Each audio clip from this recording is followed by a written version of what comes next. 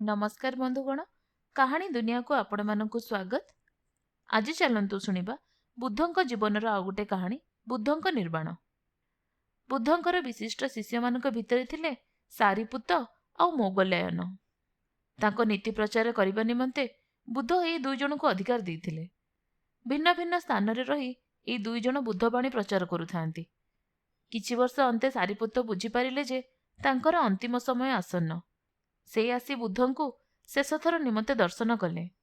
तापरे निज माँ को निकट को जाई तांको बौद्ध धर्म रे दीक्षित कले एवं सूर्योदय बेले प्राणत्याग कले। मोगल्यायन नूतन धर्म प्रचार करिबारु केतेक रक्षणशील व्यक्ति तांकर घोर शत्रु होई उठिले।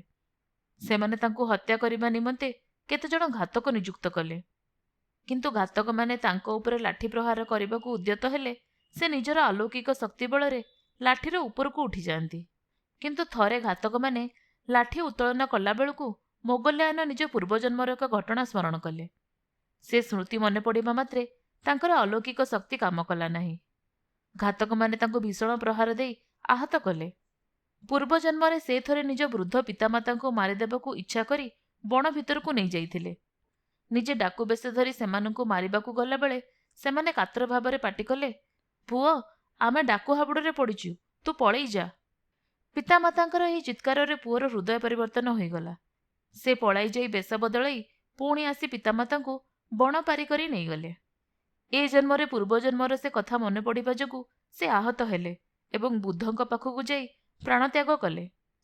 80 वर्षरे बुद्ध जाई वैशाली नगरी रे पहुंचिले। सेठारे तांको भेटिले रूपसी राजनर्तकी अंबापल्ली। से बुद्धंकू तांकर सुंदर उद्यान भेटिदेले एवं सशिष्य आहार निमंते निज गृह को आमंत्रण जणाइले। बुद्ध ताहा ग्रहण कले। परे परे केते जण अभिजात व्यक्ति आसी बुद्धंकू निमंत्रण कले। से जणे नर्तकीर आतिथ्य स्वीकार करबाकू सेमाने नापसंद कले।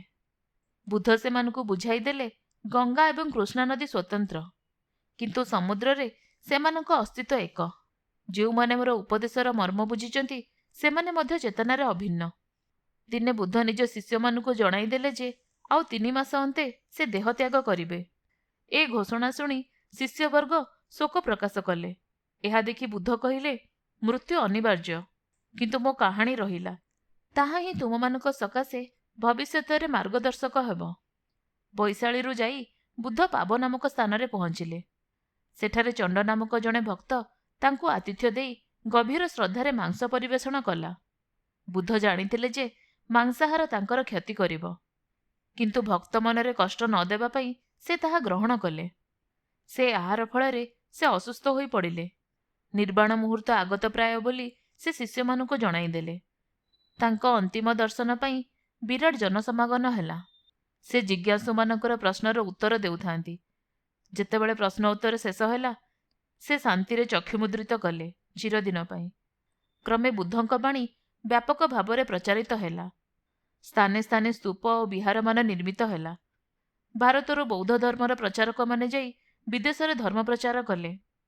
क्रमे बुद्ध धर्म पृथ्वीर सर्वाधिक जनप्रिय धर्म मानकरू हैला अन्यतम। आपण माने शुणुथिले जह्नमामूर गोटे गप बुद्धंक निर्वाण।